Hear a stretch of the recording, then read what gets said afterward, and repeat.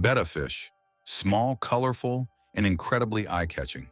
They're one of the most popular aquarium fish in the world. But here's the problem. Most people completely misunderstand how to care for them.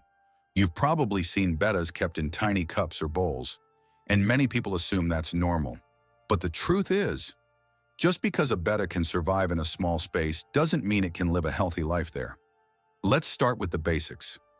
Betta fish, also known as Siamese fighting fish, come from warm, slow-moving waters like rice paddies in shallow streams.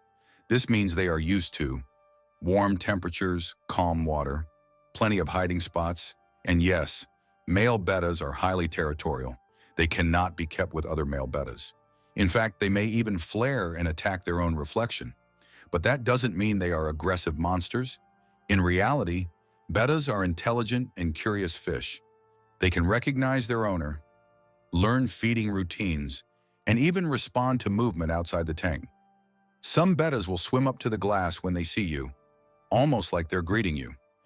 Now let's talk about the biggest myth. Bettas can live in tiny bowls. This is one of the most harmful misconceptions. Pet stores keep them in small cups temporarily, but that is not a proper living environment.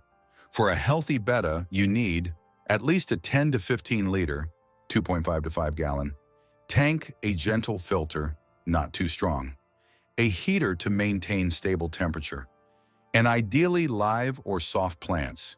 Because space isn't just about swimming, it's about stability. Water quality is everything. In a larger tank, water conditions stay stable longer. In a small bowl, toxins build up quickly, and unstable water is one of the fastest ways to harm your betta. Speaking of water, temperature is extremely important. Bettas are tropical fish. They thrive in water between 24 to 28 degrees Celsius, 75 to 82 degrees Fahrenheit. If the water is too cold, their metabolism slows down, their immune system weakens, they become more vulnerable to disease. This is why a heater is not optional. It's essential. Now let's move on to feeding. Bettas are carnivores. They need a protein-rich diet.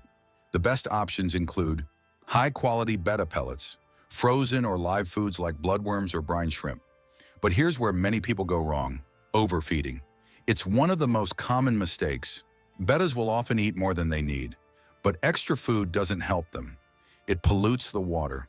Uneaten food sinks, rots, and releases harmful toxins.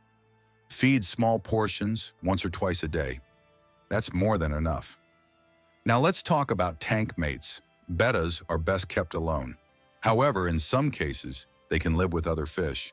But you need to be careful. Avoid aggressive fish, fin-nipping species, very fast or hyperactive fish. Good tank mates are calm, peaceful, and non-threatening.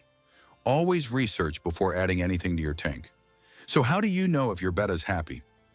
Look for these signs: bright, vibrant colors, active swimming, strong appetite, curiosity toward its environment.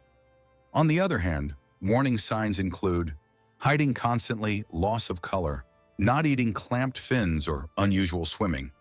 These are signals that something is wrong, and catching these signs early can save your fish. Another important detail many people ignore: bettas need enrichment. They are not decorations. They interact with their environment. Adding plants, hiding spots, or even changing the layout occasionally can keep them stimulated and active. And finally, betta fish are not easy disposable pets. They are living creatures. With proper care, a betta can live 3 to 5 years, or even longer. But with poor care, they may only survive a few months.